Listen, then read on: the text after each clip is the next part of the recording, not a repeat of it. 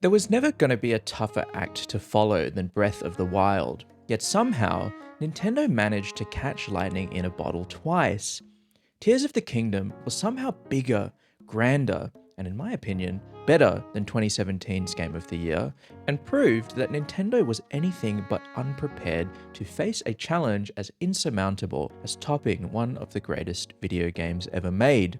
So the question is then, where do you go after Tears of the Kingdom? How would you even go about that? It's an interesting question. So when The Legend of Zelda: Echoes of Wisdom was announced in June, I had a lot of thoughts. This is the first Zelda title to feature Zelda as the main protagonist, and the gameplay that was shown in the initial trailer made it look like it would at least partially forego the action combat that the series was known for in favor of a heightened focus on puzzle design, with Zelda being able to copy items found throughout the world as a traversal mechanism. I was interested for sure, but this game definitely gave the impression of being little more than a spin-off in its pre-release marketing. I mean, I swear half of that first trailer was just Zelda spawning a bunch of beds to climb over some obstacles, so obviously a little skepticism was in order. To my surprise though, Echoes of Wisdom is a whole lot more The Legend of Zelda than I expected. This is not just a mainline Zelda title, but somehow manages to cleverly remix the formula in a way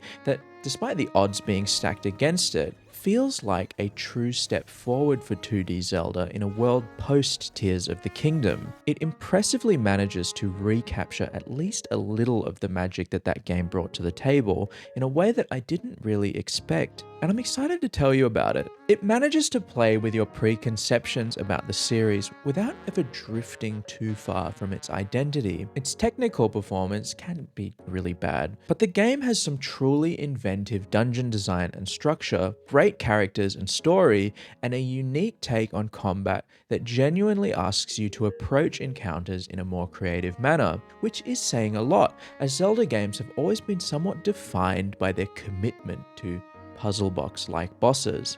All in all, while perhaps not reinventing the Zelda formula like one might think a title like this would attempt, Echoes of Wisdom stands as a worthy successor to Tears of the Kingdom, and an impressive next step for the franchise. I'm James, I make gaming content on YouTube, so let's get into it. This game starts where most Zelda games would end. Link, after conquering Hyrule's many ordeals, sets out to face Ganon and save the princess from his clutches, and he does just that. But in a strange twist of fate, a mysterious force rips open a rift at his feet, swallowing him whole as he fires an arrow in one last effort to free Zelda from her captivity. She breaks out of her crystalline prison and charts course back to Hyrule Castle.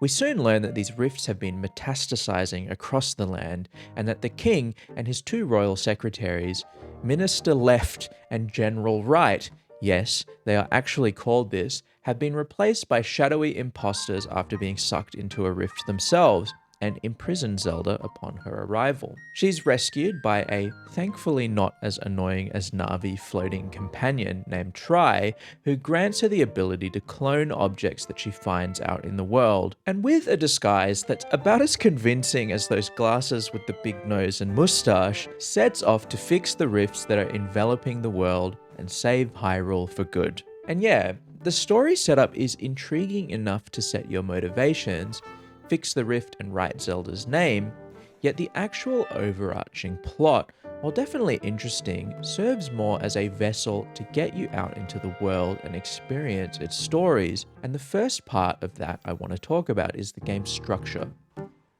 In a lot of recent video games, there's definitely been this trend towards non-linearity. In some games, take Elden Ring for example, this works extremely well as that game almost entirely lacks an extrinsically motivating story, relying instead on its lore and world building to be the thing to get you out and exploring, and having a set order to complete objectives might actually detract from that sense of discovery that's inherent in a game like that. Some games take this too far, Star Wars Outlaws coming to mind, with an attempt to focus on its story and characters all but completely undermined by a desire for non-linear structure, not allowing characters to have arcs, or in some cases even acknowledge each other's existence, due to its open-ended nature, far valuing freedom over telling a good story. Echoes of Wisdom does a great job in alleviating this problem, still embracing non-linearity and allowing for player agency in what objectives they want to tackle and in what order, but doing so in a way that actually allows events to take place that impact the world and its characters due to its adoption of a 3-act structure. Let me explain. Following the opening chapter, you're unleashed into the open world and given a quest in both of the game's first 2 areas. Like a lot of Zelda games, these involve visiting the region, learning of some overarching struggle that its people are facing, finding some way of reconciling the problem before conquering a dungeon. What's different about this as opposed to a more traditional Zelda game is that the regions are grouped together. You can tackle the first 2 regions in any order before completing the 3rd, and then 3 more regions open up to you before the game's conclusion. It still allows for some amount of player freedom whilst retaining the ability to actually have a coherent plot. It also means that you can have genuine item progression as well, something that was severely lacking in Breath of the Wild and Tears of the Kingdom. It's not revolutionary by any means, but it feels like a nice middle ground when it comes to a more structured design philosophy.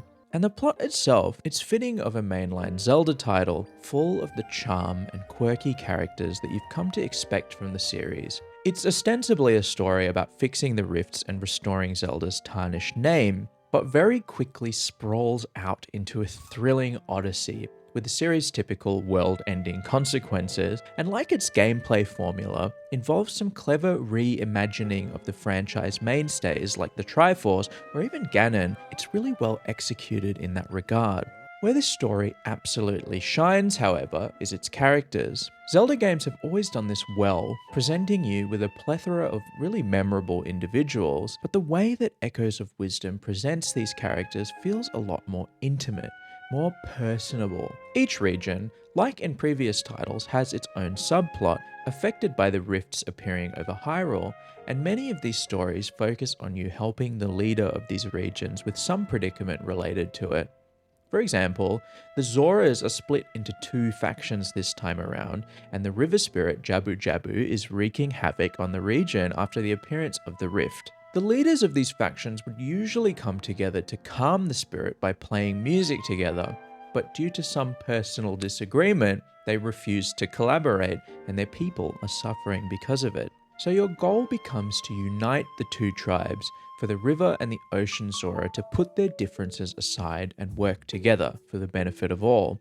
And the way that this story is told, the characterization of these 2 leaders, it concluded in a way that was genuinely moving, with the 2 actually showing up for each other when it mattered most, and that heart persists throughout the whole game, especially towards the end. There are some moments here touching on some heavier topics that I didn't really expect for such a cheerful looking game, and some of these moments are going to stick with me for a long time, feeling a lot more personal due to Zelda's relationship with these characters feeling a little less transactional than Link's, helping a Yeti come to terms with feelings of abandonment after the passing of his father. A lot of these stories really tug at the heartstrings. I don't want to say too much as I'd be robbing you of the experience, but just know it can be very heartwarming and sweet when it wants to be.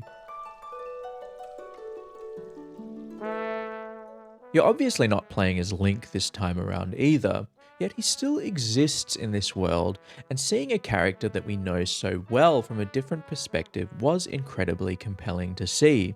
Hearing murmurings about his journey from the townsfolk, the reverence they have for the legendary swordsman after his journey has all but concluded. Witnessing this from an outside perspective lends a lot to the previous titles, I feel. And in that, the story takes place in a way that places much more significance on the situations that lead up to these dungeons, rather than the dungeons themselves, and this does a lot to solidify Zelda as a more caring and thoughtful character than Link may be in any of these games, which is a good way to distinguish the 2 from each other. Your goal is almost always the same in these circumstances: clear the region's main rift to free its inhabitants. So placing a heavier focus on the regions and their characters is a great choice. Next, I'd like to talk about the actual gameplay, which is a really compelling remixing of the traditional 2D Zelda experience that still retains a lot of what makes those games special, with some impressive implementations of mechanics a la Tears of the Kingdom. You see, this game places a much heavier focus on traversal and puzzle solving than something like Link's Awakening, and that is absolutely to its benefit. Zelda initially lacks the dynamic mobility of Link with his many gadgets and gizmos, and something as simple as crossing a small gap or scaling a cliff face becomes a puzzle in and of itself. Traversal becomes this weird game of Tetris, stacking summonable objects in a way that always feels like it's playing to your creativity. It's rare that any encounter will have just one solution. Crossing a gap may be as simple as building a makeshift bridge out of beds, but due to your limited amount of summonable items, you may have to resort to some more inventive solutions, especially in some of the game's dungeons. One such challenge involved me summoning a flying enemy, holding it above my head, and using it as a makeshift glider to traverse the distance required. You can really get as inventive as you want, and like Tears of the Kingdom before it, the game makes you feel like it's trying to bait you into breaking it at every possible opportunity. And when you feel like you have, it will always change things up in a way that requires you to engage with it and its systems. For example, in one of the game's dungeons, you eventually get access to a summonable cloud, and unlike any item you've had before, it stays in place when you summon it in the air. I quickly realized I could summon 2 of these at any time, and this immediately became my main method of traversal: cloud hopping, climbing over any obstacle due to my now limitless upward mobility. I was no longer chained to the ground, and yes, this did somewhat trivialize overworld traversal, and as such, I thought I had completely broken the game. Yet somehow, Nintendo knew that I would think of this, and every dungeon afterwards had some mechanic that severely limited the brokenness of this new tool, meaning that I had to get my brain thinking of new ways to get around. You can also pick up objects in an Ultra Hand-esque way, with some clever puzzles involving this mechanic. One from memory was to simply retrieve a heart container, but I'd lost my ability to summon at this point in the game, which required me to stack objects of various heights together in order to reach the reward. It's hard to explain, but the feeling of satisfaction after completing this simple challenge was definitely great. A lot of the side quests take full advantage of these systems as well. One of the most memorable was actually a pretty complex multi-step quest that involved a bunch of cats in one of the game's towns. An old man informed me that his cat was missing and sent me on a quest to recover the lost feline. I spoke to a woman in town who had buried a treasure up near the town's windmill, but one of the village's many cats was sleeping on top of it, and she obviously can't approach it due to her crippling cat allergy. So in order to get the cat away from the area, I had to wake it up somehow. In a previous quest, I'd been given some grilled fish as a summon. Eureka, I think. I summoned the grilled fish near the napping kitty, and lo and behold, he wakes up and moves out of the way. Now there's the issue of the treasure being buried underground, and I got just the thing in my bag of summons. I've got an enemy that burrows underground, leaving a convenient hole in its place, so I summon it and get access to the spoils that the lady was after. She thanks me and rewards me with a fucking magical furry outfit that lets me speak to every cat across Hyrule. Damn. I can now question all of the cats in the village about the missing feline. You get the idea. This is a completely optional side quest, but like almost every encounter, it's layered and complex, and its inventiveness can't be overstated. There is actually so much here, and it required me to think about my approach, actively using the many tools that I've acquired over my journey so far, and practically every situation can be approached with this level of creativity. It's really great in that regard.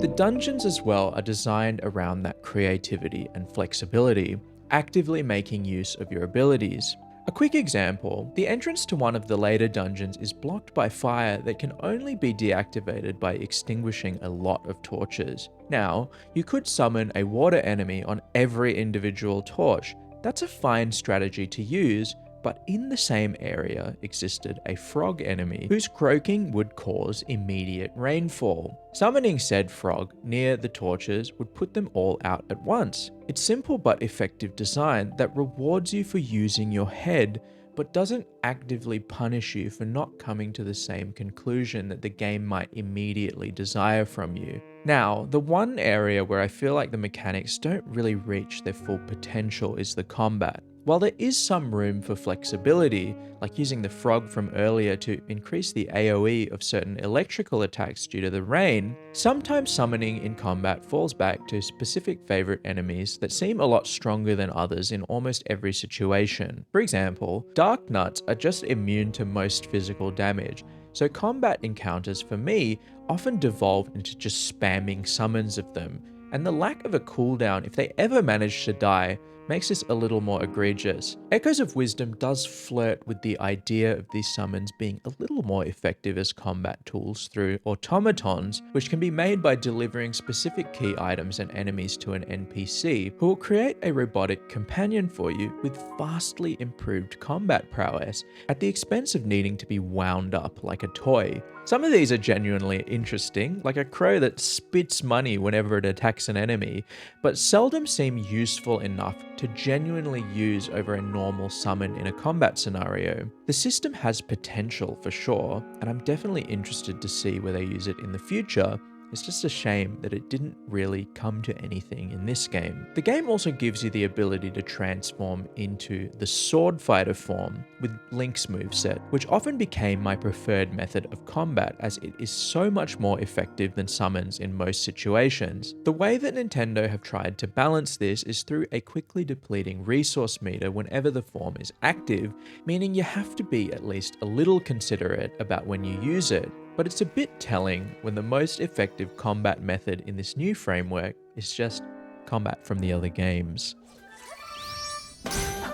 One aspect that cleverly combines the two mechanics is the game's bosses, which are all excellently designed in a way that utilizes both the summons and the sword fighter form appropriately. A lot of these bosses, especially the later ones, make use of clever mechanics from their respective dungeons that require you to actually think about how to approach them in ways other than brute force. Fighting a giant yeti with alternating fire and ice resistances, or genuinely having to use the environment to your advantage in the Elden Temple's boss arena. I'll still never understand who thought that naming a boss Volvagia was a good idea, but hey, the fight is well designed enough that I guess it doesn't really matter. Regardless, these bosses genuinely make use of mechanics that the game presents to you, and like the encounters before them, actively reward you for using your head. It's really great. Now, there is one thing that the game takes from Tears of the Kingdom that I feel has grander ambitions for the future, but is seriously underutilized in this entry. The cooking system returns here in a way that is a little dialed down. You can collect ingredients, have a cute Deku Scrub craft them into drinkable smoothies, which function practically identically to cooked food in Tears of the Kingdom, to its detriment. The cooking system had its place in that game, with a huge emphasis on environmental conditions, and while there is some semblance of that here, it is vastly scaled back, and it makes the whole thing feel somewhat unnecessary. The weirdest part about this is that the stat bonuses that you get for things made sense in Tears of the Kingdom, but not here. There's one smoothie that increases your climbing speed, but apart from some very specific circumstances, you don't really climb that much in this game, and when you do, it's in such short bursts that you'd never really think about speeding it up. It's such a weird thing to carry over from the 3D games, which leads me to believe it's just a framework for things to come. Now, lastly, performance. This game looks great, fully capturing the toy box art style of the Link's Awakening remake. However, it runs like complete shit. The game is targeting 60 FPS, but often, seemingly unpredictably at times, can dip to below 30, mostly in outdoor areas. It's really bizarre to me, as a game that looks this simplistic shouldn't be performing this poorly, and a lot of the time it's not even clear what's causing the performance hitches. Now, I don't want to overstate the importance of this. It very rarely impacts the gameplay in a meaningful way, as a lot of the complex combat encounters take place indoors with rock-solid performance. But to say it wasn't severely distracting during overworld exploration would be dishonest. If anything, it's a reminder that the Switch is in severe need of an update. Please announce something soon, Nintendo, I beg. But the underutilized smoothies or automatons, the poor performance, these things don't detract from the fact of the matter. Echoes of Wisdom is undoubtedly the next step for the franchise. While Tears of the Kingdom was profoundly special, a true masterpiece of a video game in my opinion, the lack of a strong external motivator meant that there was always going to be a divide between the two camps of Zelda enjoyers. Those that preferred the more traditional linear approach, and those that loved Breath of the Wild for what it reached for. And what I think Echoes of Wisdom rather artfully manages to accomplish is bridging the gap between these experiences that at first seem so radically different from one another. It still has a lot of the creature comforts from an OG Zelda experience, but this time with a more open-ended feel for those that are looking for it. It still has that combat foundation that people adore, yet expands upon it in a way that allows you to approach it a little differently if you're willing to put your thinking cap on. If you go into this wanting a traditional Zelda experience, it's absolutely there. An excellently designed overworld, charming NPCs with compelling stories to tell, great puzzles, and fantastic dungeon design. Its narrative is incredibly heartwarming, with the usual world-ending stakes that we expect from a game like this, and it has a more straightforward structure for those that are looking for it. But what this game offers on top of that is a deeply flexible sandbox reminiscent of Tears of the Kingdom's Ultra Hand, and puzzles and quest design that genuinely make use of it, actively rewarding you for thinking through your actions, but never punishing you for taking an easier route. It's really incredible in that regard. The Legend of Zelda: Echoes of Wisdom answers a fundamental question.